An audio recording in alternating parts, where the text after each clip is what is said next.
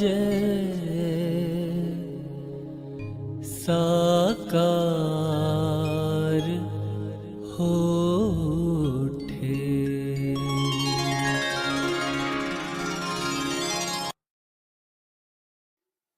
बोलिए श्री आशुतोष महाराज जी की, सच्चे दरबार की।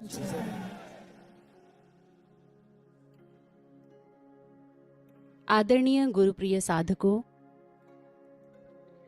सर्वप्रथम आप सभी का इस दिव्य पंडाल में हम हार्दिक स्वागत करते हैं, हार्दिक अभिनंदन करते हैं। आप सभी हर माह दूर दूर से चलकर इस दिव्य पंडाल में आते हैं। सबसे पहले आपसे पूछना चाहेंगे कि माया के आवरण से ढके हुए उस संसार से निकलकर इस पंडाल में आकर बैठकर आप सभी को कैसा लगता है? आपके चेहरे की प्रसन्नता और आपकी तालियों की गूंज बता रही है कि आप सभी आनंद युक्त अनुभव करते हैं। हम सभी हर महीने अपनी साधकता की डिस्चार्ज हो चुकी बैटरी को पुनः चार्ज करने के लिए यहां इस दिव्य पंडाल में आते हैं। इस पंडाल में विशेष प्रकार की ऊर्जा होती है जो हमें भी ऊर्जावान बना देती है। जानते हैं ऐसा क्यों? क्योंकि यहां इस दरबार में, इस दिव्य पंडाल में, यहाँ के कोने कोने में हमारे गुरुदेव सर्वश्री आशुतोष महाराज जी साक्षात विद्यमान है। उनकी उपस्थिति सदा यहाँ पर रहती है। इसे प्रमाणित किया गुरु महाराज जी ने अनुभूति के माध्यम से। अभी कुछ महीने पूर्व एक बहन को एक अनुभव हुआ। वो यहाँ भंडारे का कार्यक्रम अटेंड करके वापस गई तो उन्होंने जाकर अनुभूति में देखा कि सेम भंडारे का यही पंडाल, सेम डेकोरेशन, वैसे ही संगत, वही भाई बहन मंच पर, वही प्रचारक, सब कुछ सेम था।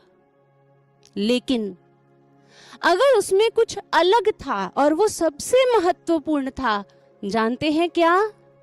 वो थी उस सभा में गुरु महाराज जी की साक्षात उपस्थिति। उस सभा में महाराज जी स्वयं उपस्थित थे। उस बहन ने हर ओर महाराज जी को देखा। पंडाल में भी महाराज जी, सेवादारों के अंग संग भी महाराज जी, मंच पर जो बहनें भाई गा बजा रहे हैं उनके मध्य में भी उन्होंने महाराज जी को देखा। जो प्रचारक गण हैं सत्संग कर रहे थे उनके मध्य भी उन्होंने महाराज जी को देखा। और फिर श्री गुरु महाराज जी को उन्होंने अपने आसन पर भी पीले रंग के चोले में साक्षात विराजमान देखा। उसके बाद गुरु भाई आए, उन्होंने महाराज जी के आगे माइक लगा दिया। फिर महाराज जी ने अपनी कृपा दृष्टि सारी संगत पर डाली और महाराज जी ने मुट्ठी बांधकर सभी को संबोधित करते हुए कहा कि अगर आप हमारी कृपा दृष्टि को प्राप्त करना चाहते हैं तो आपको यहाँ इस पंडाल में, इस भंडारे में आना ही होगा। श्री गुरु महाराज जी की कृपा से ही तो हम चल रहे हैं, किसको उसकी आवश्यकता नहीं होगी। श्री गुरु महाराज जी हमारी ऊर्जा के प्रखर स्रोत हैं। कहा भी तो गया, गुरु की ऊर्जा सूर्य सी, अंबर सा विस्तार, गुरु की गरिमा से बड़ा नहीं कहीं आकार।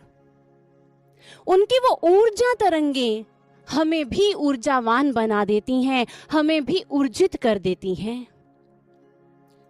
आपको एक घटना सुनाना चाहती हूं। एक बार गुरु महाराज जी के पास कुछ साध्वी बहनें बैठी हुई थी। महाराज जी उन्हें भजन कंपोज करवा रहे थे। उनमें से एक बहन को आज्ञा थी महाराज जी की आवाज रिकॉर्ड करने की। जैसे ही गुरु महाराज जी ने गाना प्रारंभ किया तो साध्वी बहन ने झट से अपना रिकॉर्डर ऑन कर लिया। अब महाराज जी गा रहे हैं, लेकिन कुछ समय के बाद उनके रिकॉर्डर की बैटरी डिस्चार्ज हो गई। उन्होंने जल्दी से दूसरा रिकॉर्डर निकाला, उसे ऑन किया और जिसकी बैटरी डिस्चार्ज हुई थी उसे जहां महाराज जी चरण रखते हैं सेटी के ऊपर, वहीं पर रख दिया। बाकी बहनें महाराज जी के श्री चरणों में बैठी महाराज जी के श्री मुख से भजन का आनंद ले रही थी और महाराज जी लगातार गा रहे थे। लेकिन तभी वहां पर एक चमत्कारिक घटना घटित हुई। जो रिकॉर्डर महाराज जी के सेटी पर पड़ा था उस पर अपने आप ही बैटरी का साइन आने लग गया, अर्थात महाराज जी से, गुरु महाराज जी से ऊर्जा ग्रहण कर वो रिकॉर्डर अपने आप ही चार्ज होने लग गया। बहनें हैरान थी और महाराज जी मंद मंद मुस्कुरा रहे थे। और जब तक महाराज जी ने भजन कंप्लीट करवाया तब तक वो रिकॉर्डर फुली चार्ज हो चुका था। और बहन ने बताया कितने दिनों तक उसकी बैटरी डिस्चार्ज नहीं हुई। आप सोचें, वो तो एक वस्तु थी जिसने महाराज जी से इतनी ऊर्जा ग्रहण कर ली। हम तो उनके भक्त हैं, साधक हैं, शिष्य हैं। हमारा तो डायरेक्ट कनेक्शन अपने गुरुदेव के साथ साधना सुमिरन के माध्यम से रहता ही है। तो हमें उनसे कितनी एनर्जी, कितनी ऊर्जा प्राप्त हो सकती है। उसी ऊर्जा को लेने के लिए ही तो हम इस पंडाल में आते हैं, हम गुरु दरबार में आते हैं। भक्तजनों, गुरु महाराज जी की ये ऊर्जा न केवल इस पंडाल में कार्य करती है, बल्कि इस विश्व में, इस धरती पर जहां जहां गुरु महाराज जी के आश्रम हैं, जहां जहां उनके स्वरूप हैं, जहां जहां दिव्य पंडाल सजते हैं, हर जगह ये ऊर्जा, ये शक्ति इसी प्रकार से कार्य करती है। आपको एक घटना सुनाते हैं। पिछले साल 2023 में ऑस्ट्रेलिया में कथा का आयोजन हुआ। उस कथा को श्रवण करने के लिए बहुत से गैर उपदेशी लोग आते थे। एक सज्जन व्यक्ति पहले दिन से ही कथा श्रवण करने आ रहे थे। एक दिन वो कथा में अपने साथ अपने एक फ्रेंड को लेकर आए। उनका वो जो दोस्त था वो अपने आप चल नहीं सकता था। किसी की हेल्प से, किसी के सहारे से वो थोड़ा बहुत चलता था और ना ही वो बिना सहारा लिए ठीक ढंग से ज्यादा देर बैठ सकता था। लेकिन जानते हो उस दिन क्या हुआ? कथा पंडाल में वो व्यक्ति जो बिना सहारे के ज्यादा देर नहीं बैठ सकता था, वो व्यक्ति पूरी कथा में बैठा रहा। और केवल इतना ही नहीं, जो बिना आश्रय के, बिना सहारे के ठीक ढंग से चल नहीं सकता था, वो व्यक्ति 15 मिनट तक भजन पर नाचता रहा। और उसके बाद जो व्यक्ति, जो सज्जन उनको कथा में लेकर आए थे, उन्होंने सभी के समक्ष माइक में खड़े होकर यह बात बोली कि इस पंडाल में कोई मानव नहीं बल्कि साक्षात भगवान है, साक्षात भगवान। उन्होंने कहा ये भगवान की शक्ति है, ये भगवान की ऊर्जा, ये उनका चमत्कार है कि जो चल नहीं सकता था वो आज सबके सामने झूम झूम के नाच रहा है। ये कृपा है, ये ऊर्जा है प्रभु की, ये शक्ति है उनकी। और हम सभी बहुत सौभाग्यशाली हैं कि गुरु महाराज जी ने हमें अपनी इस ऊर्जा से, इस कृपा से जुड़ने का सौभाग्य दिया। जहां खलकत आके शीश झुकाती है, श्री गुरु महाराज जी ने उस दरबार के साथ हमें जुड़ने का मौका दिया। इस दिव्य पंडाल में जहां गुरु महाराज जी की साक्षात उपस्थिति रहती है, जिस मंच पर स्वयं बैठकर वो सत्संग करते रहे हैं, इस पंडाल में बैठने का हमें सौभाग्य दिया महाराज जी ने। तो हम सभी की यहाँ बैठकर यही प्रार्थना होनी चाहिए कि प्रभु आपको अर्पित कर सके ऐसा कुछ ना हमारे पास अवगुणों से भरे हैं, फिर भी बनना चाहे दास, फिर भी बनना चाहे दास। हमें अनंत अवगुण है प्रभु, लेकिन प्रार्थना यही है बस हमें अपना दास बना लेना। आज तक हम अपना नमन, अपने श्रद्धा सुमन आपको अर्पित करते आए हैं, आपको अर्पित कर रहे हैं, और प्रभु कृपा करना सदा ये आपको ही अर्पित हो। तो आए अब हम इस प्रार्थना को श्री गुरु महाराज जी के श्री चरणों में रखते हैं, जिसके लिए हम निवेदन करते हैं मंच पर उपस्थित हमारी गुरु बहनों के समक्ष कि वो इस नमन को, इस प्रार्थना को श्री गुरु महाराज जी के श्री चरणों में अर्पित करें। तो बोलिए श्री गुरु आशुतोष महाराज जी की, सच्चे दरबार की।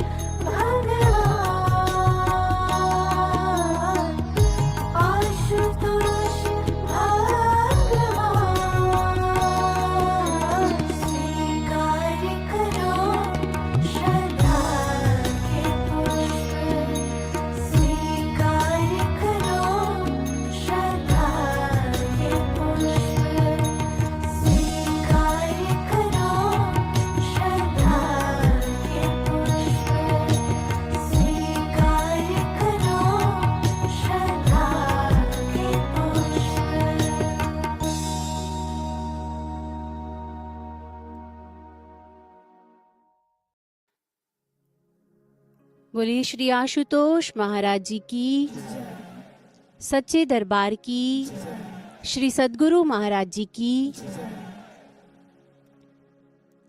अभी हमने बहुत ही सुंदर प्रार्थना को श्रवण किया। भक्तजनों, ये प्रार्थनाएं, सुमिरन, साधना, वैराग्य, ये हम शिष्यों की जीवन की अलौकिक संपदा है, जिसमें उतरकर हम अपने सद्गुरु भगवान के साथ जुड़ते हैं,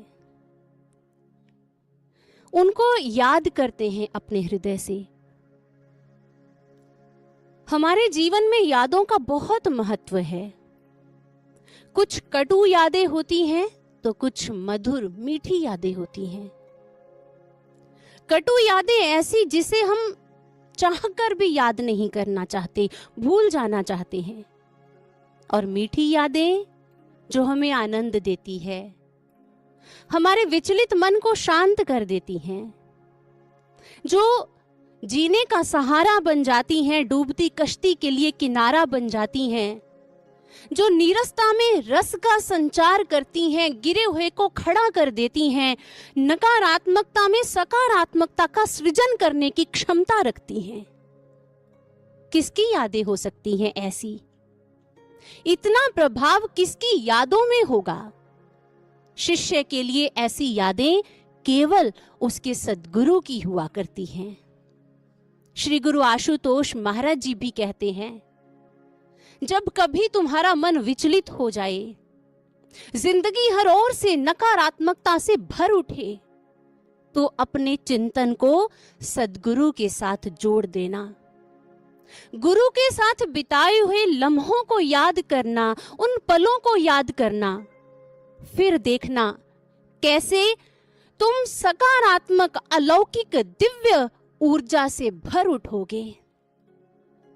सद्गुरु की यादें तो दवा की तरह होती हैं, एक उत्तम औषधि है जो हमें लाभ ही लाभ देती हैं। आप जब डॉक्टर से दवा लेने के लिए जाते हैं तो वो दवा की स्लिप पर उस दवाई को कैसे लेना है उसे शॉर्ट फॉर्म में लिख कर देते हैं। जैसे ओडी दिन में 1 बार, बीडी दिन में 2 बार, टीडीएस दिन में 3 बार, क्यूडीएस दिन में 4 बार, एसी खाने से पहले, पीसी खाने के बाद, OM in the morning, ON at night, SOS if necessary, अगर जरूरत हो तो। अगर हम इस नियम के हिसाब से दवा का सेवन करेंगे तो हमें बहुत स्वास्थ्य लाभ प्राप्त होगा। गुरु की यादें भी तो दवा है, लेकिन उसको लेने का नियम क्या है जानते हैं? HSHP, भाव हर समय, हर पल जब हम सद्गुरु की यादों रूपी दवा का, औषधि का सेवन करेंगे तो यह हमें आध्यात्मिक लाभ प्रदान करेंगी।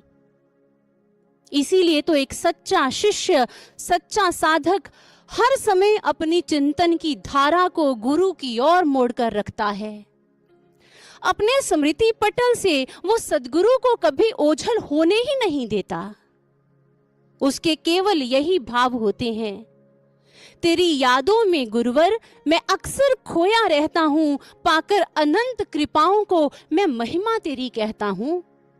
कैसे मुझ निराश में तुम आशा भर देते थे, उठो जागो कहकर उत्साहित सा कर देते थे। कैसा है तू, इन शब्दों में हर पीड़ा का उपचार था, चरई वेती कहना करता ऊर्जा का संचार था। हर शब्द याद कर आपका, उन भावों में मैं बहता हूँ। तेरी यादों में गुरुवर मैं अक्सर खोया रहता हूँ, मैं अक्सर खोया रहता हूँ। लेकिन शिष्य भी 2 तरह के होते हैं। एक वो जो हर समय सद्गुरु को याद करते हैं, जिनका ज्यादा ध्यान सद्गुरु की ओर और कम संसार की ओर होता है। लेकिन दूसरे वो जो कभी कभार परिस्थिति पड़ने पर सद्गुरु को याद करते हैं। हम किस श्रेणी के शिष्य हैं, हमें स्व आंकलन करना होगा। एक उदाहरण लेते हैं। पानी से भरा हुआ अगर एक टब है, उसमें आप एक बर्फ की शिला को डालेंगे तो क्या होगा? उसका 90% भाग पानी के अंदर रहेगा और 10% भाग पानी के ऊपर रहेगा। लेकिन वही हवा से फूले हुए एक गुब्बारे को अगर आप उस टब में डालते हैं तो क्या होगा? 10% भाग पानी के साथ टच हो रहा होगा, लेकिन 90% भाग ऊपर होगा। स्व आंकलन करें, हम किस श्रेणी के साधक हैं? क्या हमारी हालत हवा के गुब्बारे जैसी है जो 90% दुनिया में रहते हैं और केवल 10% अपने गुरु के साथ जुड़े रहते हैं? या फिर हम शिला जैसे हैं? बनना है तो शिला जैसे बने, 90% सद्गुरु के साथ जुड़े, उनकी यादों के साथ जुड़े, क्योंकि यही हमारी संपदा है, यही हमारी संपत्ति है साधकों। जो इन यादों में डूब जाता है वो तर जाता है, जो इसमें खो जाता है वो गुरु का हो जाता है, गुरु का प्रिय बन जाता है। एक माता जी हैं जो हर समय सद्गुरु को याद करती रहती, महाराज जी के साथ जुड़ी रहती। अब जो मस्तिष्क में होता है बातें भी हम उसी की करते हैं, इसलिए वो माता जी कहीं भी जाती बस महाराज जी की बात करती। किसी फंक्शन में, किसी शादी विवाह पार्टी, कहीं पर भी माता जी होती तो उनके मुख से केवल महाराज जी की बात निकलती, अन्य कोई नहीं। कहीं कोई निंदा चुगली इत्यादि होती तो वो माता जी वहां से उठ के आ जाती, उन्हें अच्छा नहीं लगता। उनके ऐसे व्यवहार के कारण लोग, अज्ञानी लोग, मन के पीछे लगने वाले लोग उनको कटाक्ष करते, बड़ी भक्त बनी फिरती है ये तो। लेकिन माता जी ये कटाक्ष सह लेते, कड़वा घूंट समझकर उसे पी लेते। लेकिन जानते हो एक दिन क्या हुआ? बहुत सी संगत के साथ वो माता जी श्री गुरु महाराज जी के पास आई, महाराज जी को प्रणाम करने के लिए। सारी संगत प्रणाम करके बैठ रही थी और जैसे ही माता जी की बारी आई, माता जी महाराज जी के श्री चरणों में झुकी तो गुरु महाराज जी का चेहरा देखने लायक था। महाराज जी प्रसन्न हो उठे, एक भव्य मुस्कुराहट महाराज जी के चेहरे पर थी। और जैसे ही माता जी प्रणाम करके उठी तो महाराज जी ने सभी को संबोधित करते हुए कहा, जानते हो ये मेरी परम भक्त है, परम भक्त। क्या बात है, भक्त तो हमें बहुत से लोग कहते हैं, लोग ताना देते हुए कहते होंगे भक्त बना फिरता है, मंच से कहा जाता है गुरु भक्तों, लेकिन बात तो तब बनती है जब सद्गुरु अपने हृदय से, स्वयं अपने मुख से किसी को भक्त की उपाधि दे दे, डिग्री तो तब बनती है। इसलिए ऐसी डिग्री लेने के क्या हम काबिल हैं, हमें आंकलन करना है। नहीं है तो ऐसे काबिल बनना है, गुरु की यादों में खोए रहना है, गुरु को सतत याद करना है। हम दावा कर सके सूरदास जी की तरह, जिन्होंने कहा था, बाह छुड़ाए जात हो निर्बल जान के मोहे, हृदय से जब जाओगे तो सबल जानूंगा तोहे। बाहर की दूरी कोई मायने नहीं रखती, बात तो तब है जब मेरे हृदय से जाओगे। इसलिए गुरु दूर हो या पास, लेकिन उसकी यादों की संपदा हमेशा हमारे पास होनी चाहिए। यही प्रार्थना होनी चाहिए, यही भाव होने चाहिए कि प्रभु आपकी यादों की नौका में बैठकर ही मैं ये भक्ति का सफर तय कर पा रहा हूं। और आए अगले भजन के भाव भी कुछ ऐसे ही हैं। खो जाता अक्सर तुझ में, तुझे ऐसे याद करता हूं। और हम सभी बड़े ध्यान से, बड़े भावों से इस भजन को श्रवण करते हैं, जिसके लिए हम आग्रह करते हैं मंच पर उपस्थित हमारे गुरु भाई से। तो बोलिए श्री आशुतोष महाराज जी की, सच्चे दरबार की श्री सद्गुरु भगवान की।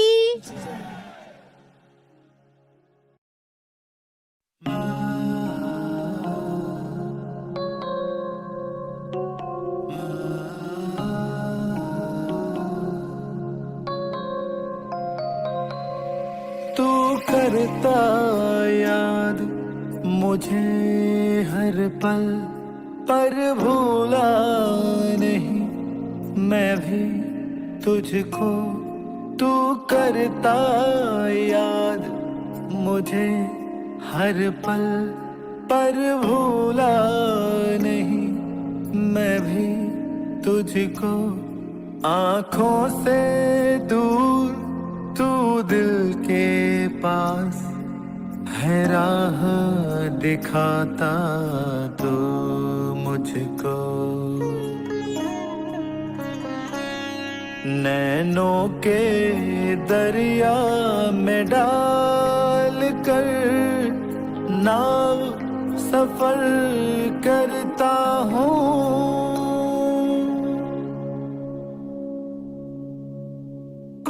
जाता हूँ मैं अक्सर तुझ में, जब याद तुम्हें करता हूँ।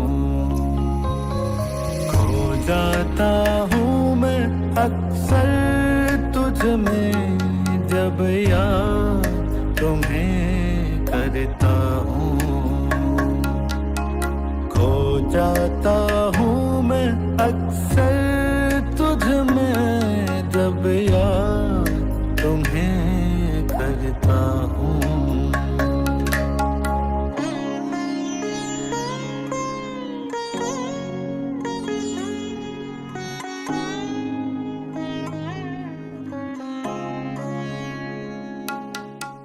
मेरे मन के भावों को तुम मुझसे पहले पढ़ लेते हो, संभाल नहीं पाता हूँ मैं।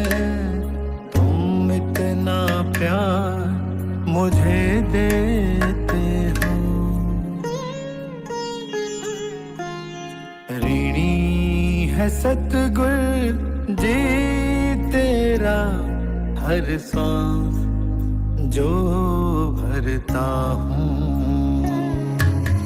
खो जाता हूँ मैं अक्सर तुझ में, जब याद तुम्हें करता हूँ।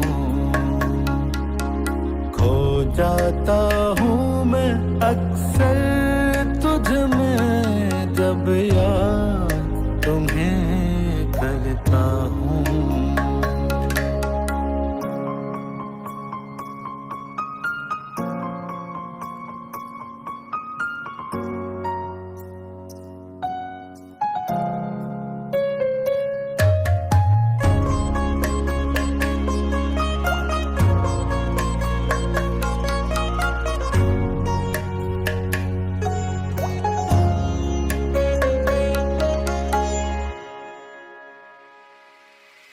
सींच रहा तू प्रेम से, आभास ये मुझे होता है। मुझ में गुण खुद भर कर के तू अवगुण मेरे सब धोता है। बिन कारण है तू रीझता, शत बार नमन करता हूँ। खो जाता हूँ मैं अक्सर तुझ में, जब याद तुम्हें करता हूँ। खो जाता हूँ मैं अक्सर तुझ में, जब याद तुम्हें करता हूँ।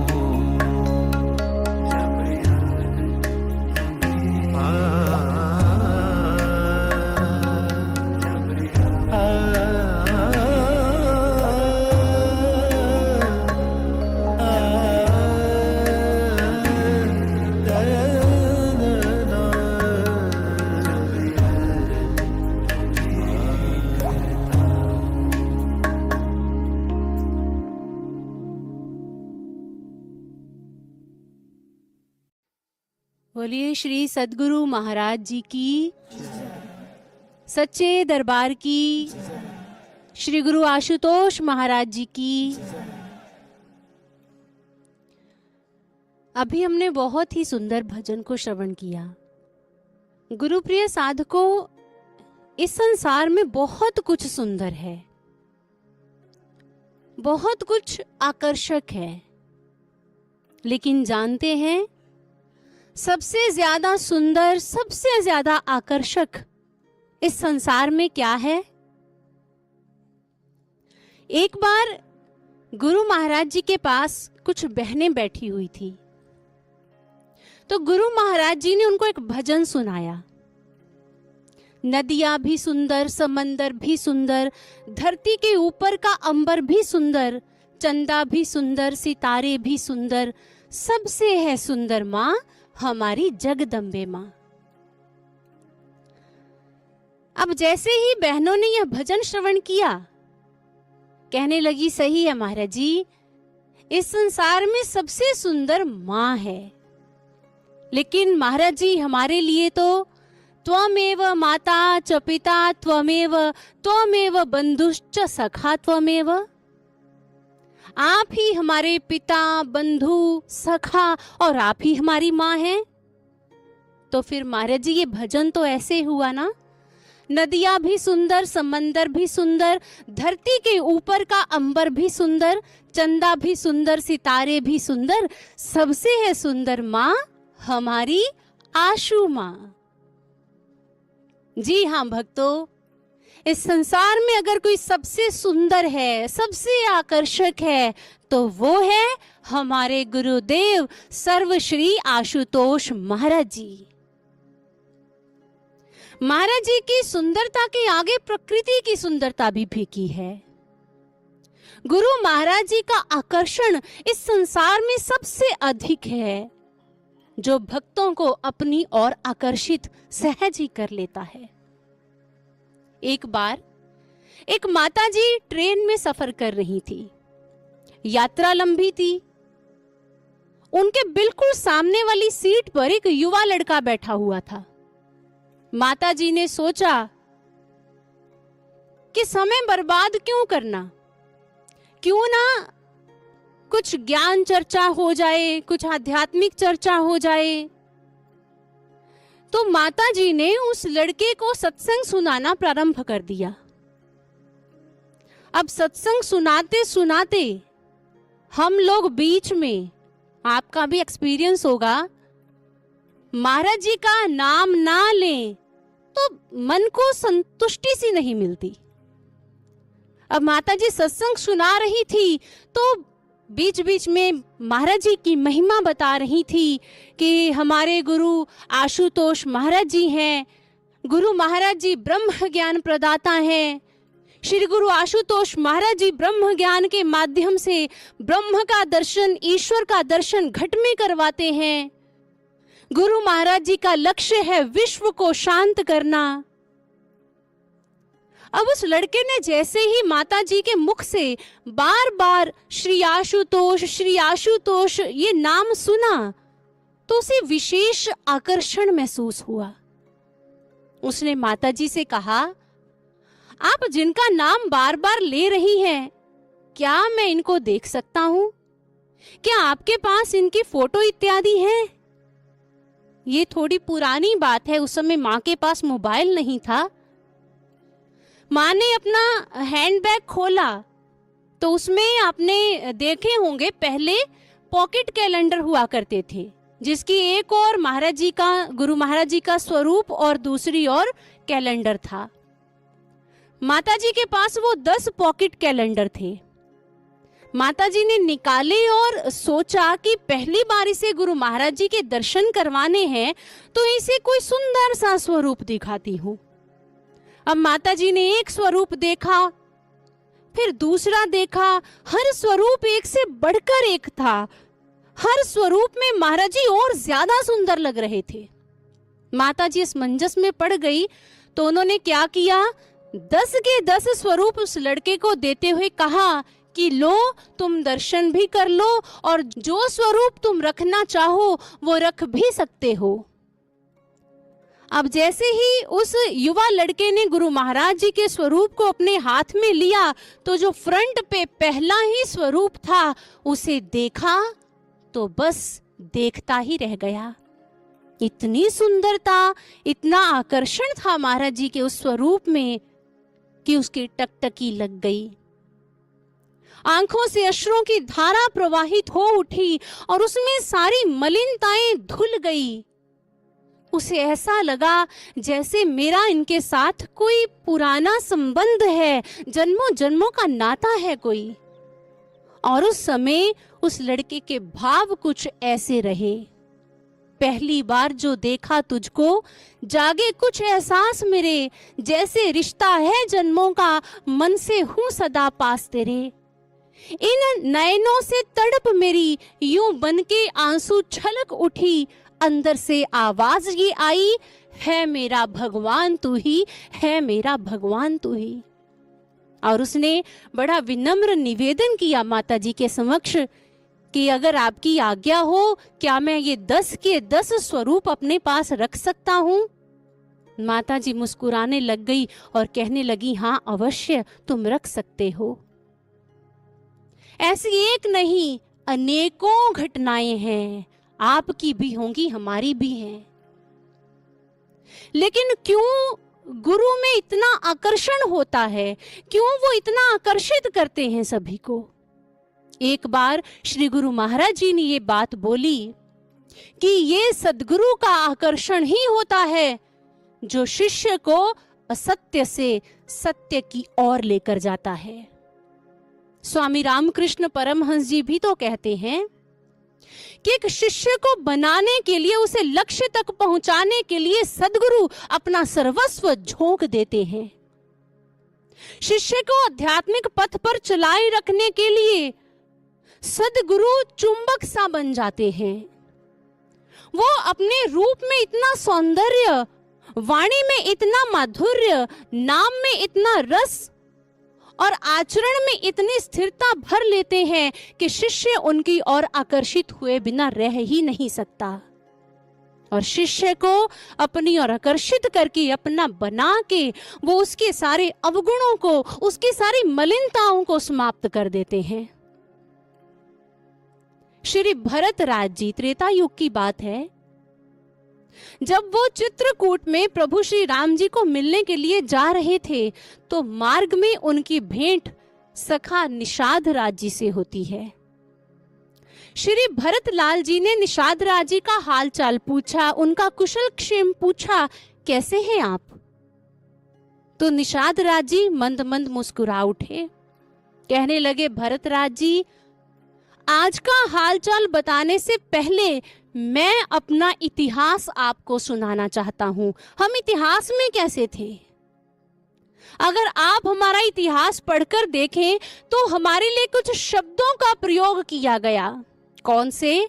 कपटी, कायर, कुमति, कुजासी, लोक वेद बाहिर सब भांति।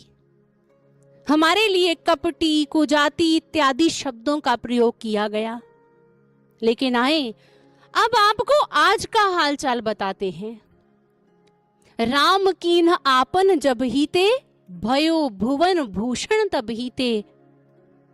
जब से हमने राम के दर्शन किए तो श्री राम के दर्शन कर मन की सारी मलिनताएं समाप्त हो गई। प्रभु राम ने हमारे सारे अवगुण समाप्त कर दिए। और जब से प्रभु राम ने हमें अपना लिया, हमारे दूषण समाप्त हो गए और उन्होंने हमें विश्व के भूषण बना दिया, भुवन के भूषण बना दिया। ये है प्रभु का आकर्षण जो बनाता है, जो निर्माण कर देता है। आकर्षण दुनिया का भी है। हम अपने इन नयनों से चित्र चलचित्र कितना कुछ देखते हैं, लेकिन वो दुनिया का आकर्षण हमारी मन और इंद्रियों को अपवित्र कर देता है, अस्वस्थ कर देता है। लेकिन सद्गुरु का, भगवान का आकर्षण ऐसा होता है जो हमारे मन और इंद्रियों को निर्मल करता है, पवित्र करने की क्षमता रखता है, सारे पाप, संताप, ताप मिटाने की क्षमता रखता है। इसलिए तो भक्त ने कहा, पाप ताप सब मिट जाते हैं जिनके पावन दर्शन से, मूर्छित भी सजीव हो जाते जिनके पावन परसन से, कंठ से मुखरित वचनों से जिनके अमृत झरता है। श्री आशुतोष नाम है उनका जो आनंद से मन भरता है, आनंद से मन भरता है। ये सारे गुण किसमें हो सकते हैं? केवल भगवान में। और भगवान ही तो हैं वो जो मिटे हुए को बना देते हैं, जो वासना को उपासना की ओर मोड़ देते हैं, जो हमारे चिंतन को विषयों से हटाकर ब्रह्म से जोड़ देते हैं, जो मृण्मय को चिन्मय कर देते हैं, जो नकारात्मकताओं को सकारात्मकताओं में परिणत कर देते हैं, जिनका नाम सांसों में सुगंध भर देता है और जिनका दर्शन अपवित्रताओं को पवित्रताओं में परिणत कर देता है। आए, कुछ ऐसे ही भाव हैं आगामी भजन के जिसे हम अभी श्रवण करेंगे। बहुत सुंदर भजन है, आप सभी ने पूरे भावों से इसे श्रवण करना है। और जिस भजन के लिए हम मंच पर उपस्थित अपने गुरु भाइयों